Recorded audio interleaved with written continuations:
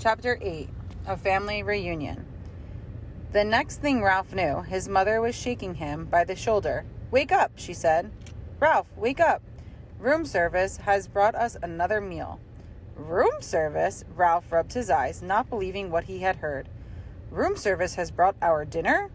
Yes, a real feast. A whole blueberry muffin and a chocolate chip cookie, said Ralph's mother. Get up. We are having a family reunion. It all came back to Ralph. "Oh, room service," he said, understanding at last. "You mean the boy, Keith." "He is room service to me." Ralph's mother sounded happy and carefree. Ralph sat up. Already his aunts and uncles and many squeaky cousins were arriving by the secret paths in the space between the walls. It was a long time since anyone had had enough food for a family reunion, and there was rejoicing in the mouse nest for everyone but Ralph. He was thinking of the motorcycle he had lost and the promise he had broken. He had a dull, heavy feeling in the pit of his stomach, and he did not feel like celebrating. "Why, there's Ralph," squeaked his Aunt Sissy, who thought she was better than the rest of the family because she lived in the bridal suite where she led her relatives to believe riches of rice fell to the carpet when the bride took off her hat and the groom shook out his coat. The rest of the family knew Aunt Sissy was not as grand as she presented to be, because very few brides and grooms came to this hotel these days. "My, how you've grown." Ralph never knew what to say when people told him how he'd grown. Well, if it isn't Ralph," said Uncle Lester, who had a nest inside the wall of the housekeeper's office where the maids dropped donut crumbs every morning at 10 o'clock when they had their coffee. "What's this I hear about you riding up and down the halls on a motorcycle?" Uncle Lester had a way of saying the wrong thing at the wrong time. "My land, a motorcycle?" said old Aunt Dorothy.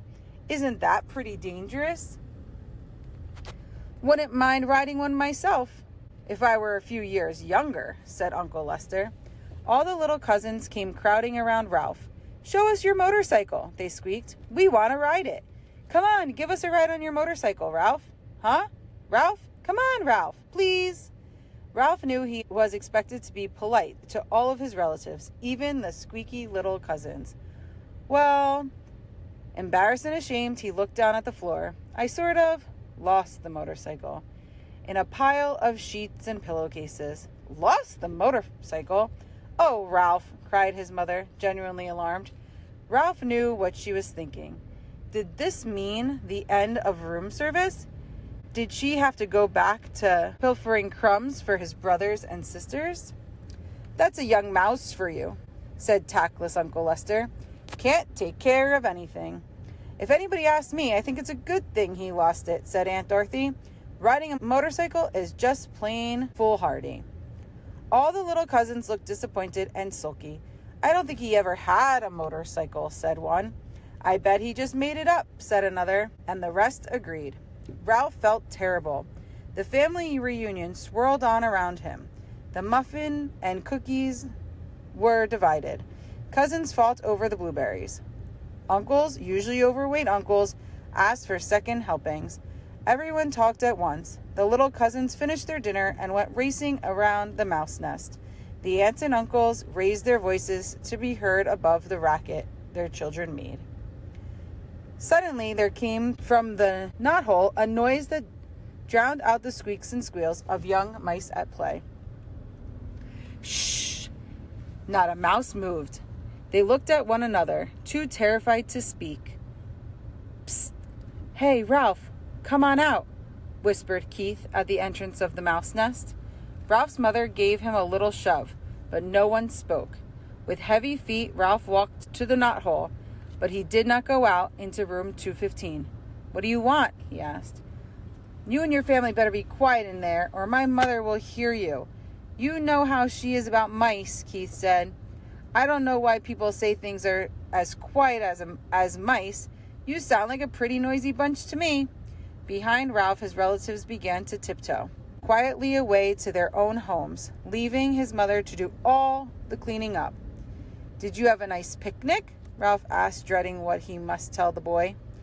"Yes, we saw an old mining town with a real jail with bars on the windows." Keith reached into his pocket and pulled out something curved and hard and white, with a rubber band fastened to it, with a piece of Scotch tape. "I brought you a present," he said. "Come on out." Puzzled and curious, Ralph squeezed through the knothole.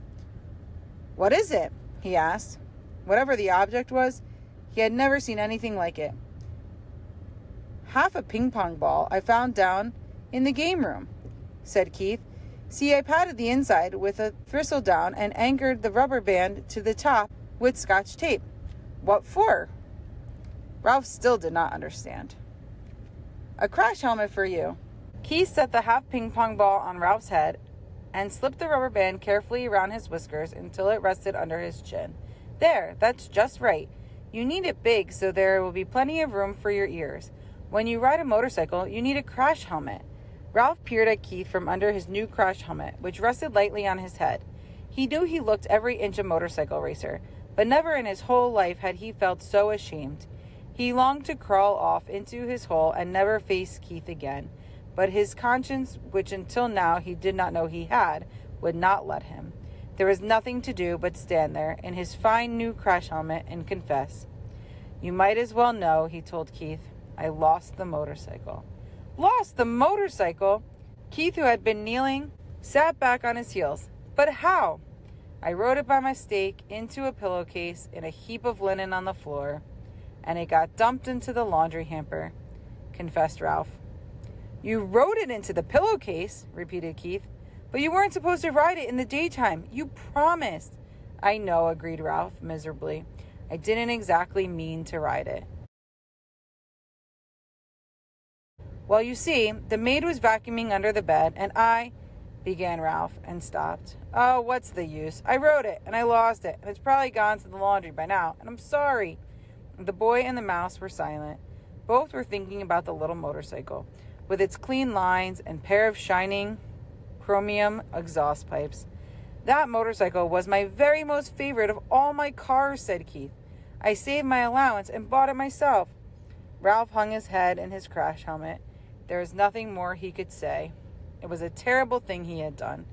"I guess I should have known you weren't old enough to be trusted with a motorcycle," said Keith. The boy could not have said anything that would hurt Ralph more.